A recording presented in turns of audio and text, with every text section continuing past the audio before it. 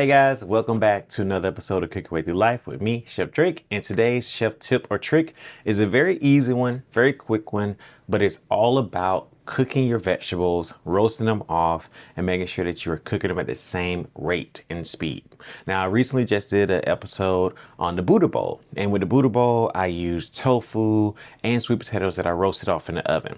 And when doing that, I talked about it inside of the episode a little bit as well, but I get the questions a lot about knife cuts and making sure that you are cutting like a chef. Well, here's the thing. If you're going to go to culinary school, we always teach you how to cut like a chef. We teach you how to do knife cuts. We teach you how to cut precisely. All that's amazing. Then you work in the real world. And you need to know those knife cuts. You need to know how to do that, but also in a timely fashion. And you get a little faster and everything speeds up a little bit. And then you just, get better, or it kind of goes to the wayside. Hopefully you get better. That's what the good ones do, at least. But then you realize that, like, in a sense that most people are not doing that. They're at home just cooking and making food and cooking for their families. So the biggest thing I like to tell people is, unless you're going the chef route, don't always worry about cutting like a chef. We do like for you to know the different types of cuts, different sizes you can cut things, how to get these cuts if you need to for certain recipes and other things you want to do. But ultimately, you always want to remember, if I'm roasting vegetables, I need to cut all my vegetables the same size.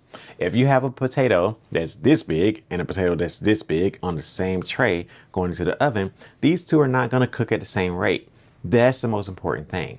At the end of the day, if you're cutting what I like to call rustic cuts, where they're not precisely like a chef, as long as they are rustic cuts that are going to be the exact cut or the exact same cut. So you just want to make sure they're consistent. Those consistent rustic cuts work for you much better because all your food is going to cook at the same rate.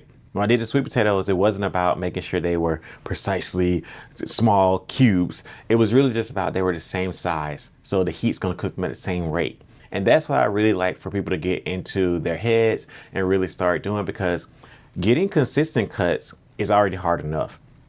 Once you know how to cut consistently, if I teach you how to cut the size after you know how to cut consistently, it's going to be so fast for you to retain it. But if I teach you the size first and then you get into the consistency, it's a longer road. So work on consistent cuts, work on making sure that each and every cut is going to be the same. That way your vegetables cook at the same rate when you're in the oven, or even when you're frying or anything you're doing heat method wise. And then if you want to get a little bit better, then work on those professional chef cuts and getting the brunoise and the small dice and the julienne and all those other things. So do all of that first and then feel comfortable in the consistent cuts, and then work on the extras there of kind of knowing the chef size of the cuts. But yeah, consistency is key. It will help you in the cooking method, and ultimately you don't want to be cooking things that's going to be taking different times with their vegetables. So just work on that first, and that's the really big thing. So hope that helps. As always, I see you next week with another chef tip, and have a good day.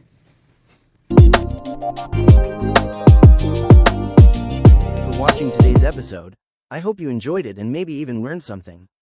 You know what to do next. Please hit those like, share, and subscribe buttons below and have a great day.